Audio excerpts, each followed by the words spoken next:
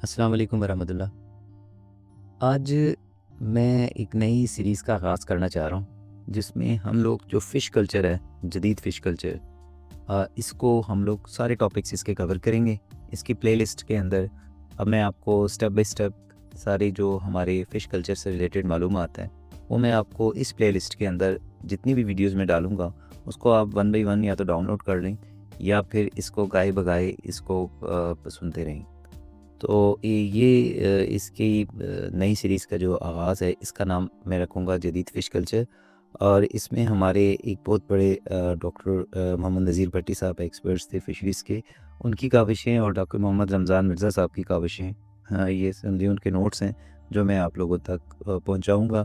और यूट्यूब का चैनल ऐसा है कि अगर आपके पास टाइम नहीं भी है, तो आप किसी भी जगह ट्रैवलिंग के अंदर या किसी भी फ्री टाइम के अंदर कहीं भी टेक लगा के अपने बिस्तर के साथ या फिर अपने ड्राइंग रूम के अंदर या अपने स्टडी रूम के अंदर कहीं भी आप ये जो नोट्स हैं इनको सुन सकते हैं। तो इसको हम लोग इसकी स्टार्ट करते हैं और इसका जो पहला टॉपिक है वो है फ़िश कल्चर की तारीफ़ और इकसाम। फ़िश कल्चर, फ़िश फार्मिंग या एक्वाकल्चर का मतलब मछली को महदूद पानी यानी कि थोड़े से पानी के अंदर साइंसी बुनियादों पे पालना है। अब मछली ज़ाहिर है कि हमारे दरियाओं के अंदर, हमारी झीलों के अंदर ये शुरू से ही मौजूद है। मगर इसको थोड़े इलाके के अंदर पालना जो है, हाँ, ये बेसिकली हम इसको फ़िश कल्चर कहते हैं। और इसमें मछली की नशोनुमा और नस्ल-कशी पर ही कंट्रोल नहीं रखा जाता, बल्कि मछली के गोश्त के मियार को भी बेहतर से बेहतर बनाने की तरफ तवज्जो दी जाती है। एक्वाकल्चर का लफ्ज़ कदरे नया है और एशिया और मशरक़ बरीद को एक्वाकल्चर का असली घर कहा जाता है। एक्वाकल्चर में मछलियों के साथ-साथ मुख्तलिफ़ इक़साम के आबी जानवर और पौधों को भी अलग-अलग तौर पे या फिर इंटीग्रेशन यानी कि मखलूक तौर पे ज़ेर काश्त लाया जाता है। एक्वाकल्चर की कई तरह से दर्जाबंदी की जा सकती है। जैसे कल्चर टेक्नीक या सिस्टम के हवाले से अगर हम बात करें, तो इसमें पॉन्ड कल्चर, केज कल्चर और पेन कल्चर है। और अगर हम लोग ज़ेर काश्त जानवर या पौधों के लिहाज से इसकी तरतीब करें, तो फ़िश एक्वाकल्चर है, श्रिम्प एक्वाकल्चर है, बाइवल्व एक्वाकल्चर है और इसी तरह सीवीड एक्वाकल्चर है। और अगर हम लोग इसको माहौलियाती लिहाज से देखा जाए, तो फ्रेश एक्वाकल्चर इसकी एक मिसाल है, ब्रैकिश वाटर एक्वाकल्चर है, कोल्ड वाटर एक्वाकल्चर है, वार्म वाटर एक्वाकल्चर है और मैरीन एक्वाकल्चर है। तो जितने भी मैंने अभी हक़ाइक़ ऊपर बयान किए हैं, इसमें जो लफ्ज़ एक्वाकल्चर ये महदूद तौर पर इस्तेमाल करना इसमें ज़्यादा बेहतर है।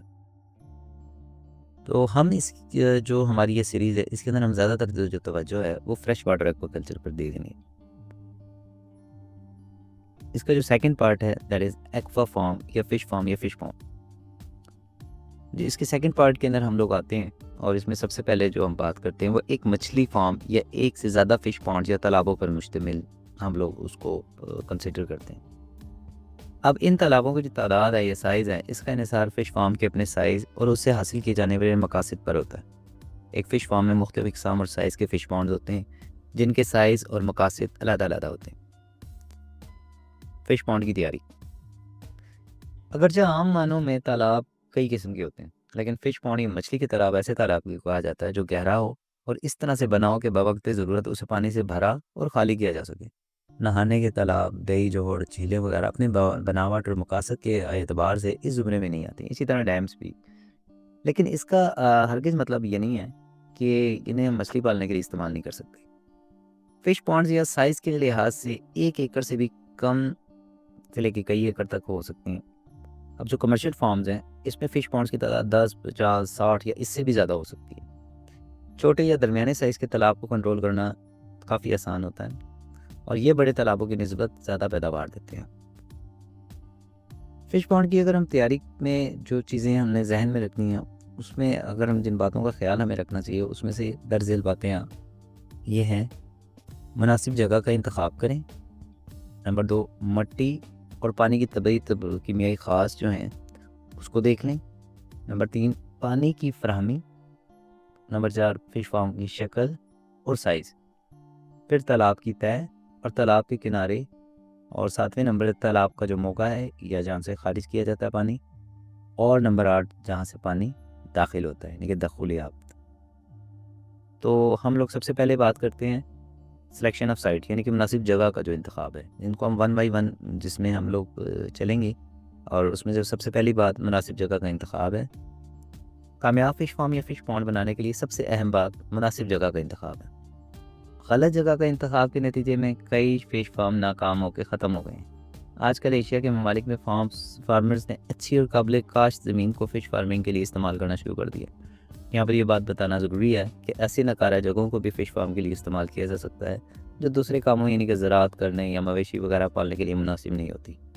जगह के इंतखाब के वक्त फ़िश फार्मर्स को पाली जाने वाली मछलियों और इस्तेमाल की जाने वाली टेक्नोलॉजी के साथ साथ कई दूसरी बातों को भी जहन में रखना होगा। इलाहाबादी जगह के इंतखाब के वक्त मौसमी हालात, हुनरमंद और गैर हुनर अफराद की फरहमी, आम तहफ़्फ़ुज़ात, बच्चा मछली, बिजली, मसनूई खुराकें, और खादों की फरहमी, मार्केट की तरजीहात और ज़राए आमद-ओ-रफ़्त पर भी नज़र रखना ज़रूरी है। ये थी मुनासिब जगह के इंतखाब के ऊपर कुछ अहम बातें। नंबर 2 है मट्टी या सॉइल। आम तौर पे मट्टी जो फ़िश फार्मिंग के लिए मौजू है, जिसमें पानी खड़ा हो सके, ऐसी मिट्टी में चिकनी मिट्टी का ज़्यादा तनासुब बेहतर होता है, क्योंकि उसमें पानी रखने की जो अहलियत है वो मुकाबलतन ज़्यादा होती है। रेतली ज़मीन फ़िश फार्म बनाने के लिए बिल्कुल नामुनासिब है, क्योंकि ऐसी ज़मीनों में पानी खड़ा नहीं होता। फ़िश फार्म जो हम लोग जब बनाते हैं तो इसके लिए ज़रूरी होता है कि वो ज़मीन से मिट्टी के पहले वहाँ से नमूने हासिल करें और फिर वो लेबॉर्ट्री में ले जाएं और वहाँ से उसका तज्जिया करवाएं।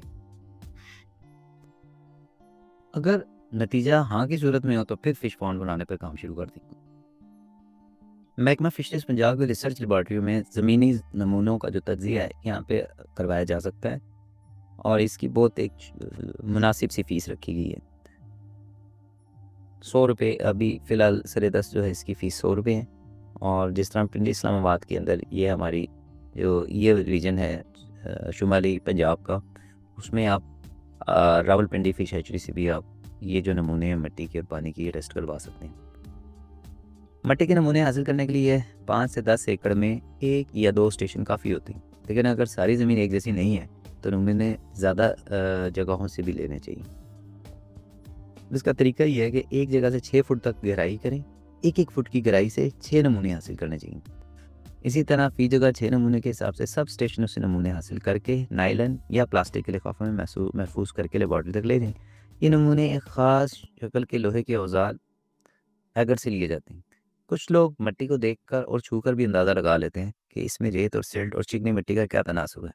मिट्टी की मुनासबत का अंदाज़ा इस तरह भी लगाया जा सकता है कि ज़मीन में 1 से 2 फुट कतर का 6 फुट गहरा खड़ा खोदें, उसे पानी से भर दें। इसके बाद 2-2 या 4-4 घंटों के वक्फे से पानी की सतह का नोट करें। इससे पानी के ठहरने या जज़ब होने की रफ्तार का अंदाज़ा हो जाएगा। मिट्टी के तबई ख़वास का मुतालिका असल मकसद उसकी बनावट, टेक्सचर और जज़ब करने की सलाहियत, पोरोसिटी को मालूम करना होता है। छू के भी ज़मीन के टेक्सचर का अंदाज़ा लगाया जा सकता है। ज़मीन से कुछ मिट्टी लेकर इसमें थोड़ा सा पानी डालें और उसे हाथ से मलें। अगर इस मिट्टी की शरीयत 6 सेंटीमीटर मोटी चपटी बन जाए और अंगूठे के गिर्द एक अंगूठी की शक्ल में रह जाए तो क्रैक ना हो, तो मिट्टी चिकनी और फ़िश फार्म के लिए मुनासिब है। या फिर एक तरीका ये भी है कि थोड़ी सी मिट्टी लेके उसे पानी से गीला करें और फिर मुट्ठी में बंद कर दें। अगर ये जो मिट्टी है वो मुट्ठी के खोलने पर मुट्ठी की शक्ल इख्तियार कर लें और थोड़ा सा उछालने पर ना बिखरें, तो ये मिट्टी फ़िश फार्म के लिए मुनासिब है।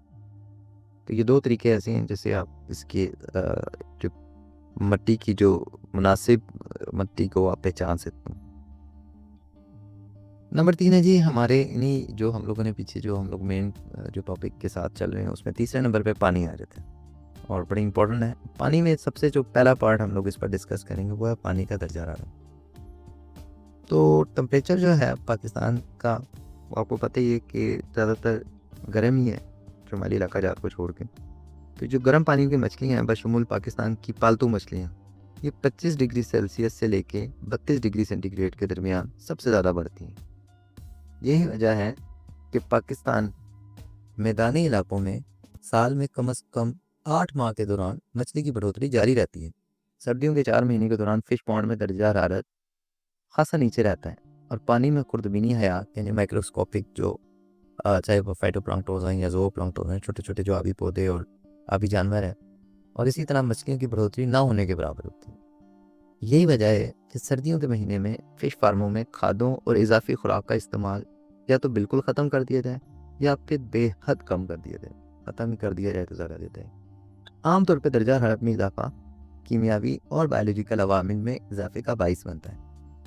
हिसाब लगाया गया है कि 10 डिग्री सेल्सियस के इजाफे से जो केमिकल प्रोसेस हैं वो तकरीबन डबल हो जाते हैं।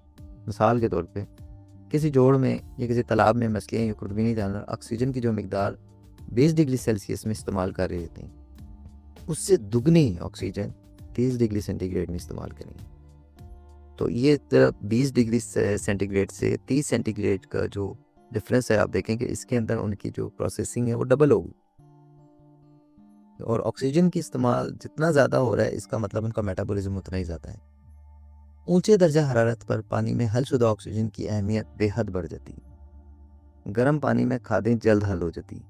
पौधों को तल्फ करने वाली दवाएं जल्दी अपना असर दिखाती हैं। नामियाती खादें गलने सड़ने में ज़्यादा ऑक्सीजन इस्तेमाल करती हैं। फिश पॉन्ड में सूरज की जो हरारत है सतही पानी में जल्द जज्ब होती है और गहरे पानी में देर से। गर्मियों के महीने में बाज़ जगहों पर ऊपर की सतह का दर्जा हरारत बहुत ऊंचा हो जाता है। ऐसे हालात में अगर तालाब गहरा हो तो मछलियाँ गहरे पानी में पनाह ले रही हैं, और अगर कम गहरा हो तो ऐसी सूरत में मछलियों के मरने का एहतमाल बढ़ जाएगा। इन हालात में तालाब में ट्यूबवेल से ताज़ा पानी फुहारों की शक्ल में या खुली नालियों के जरिए डालना चाहिए।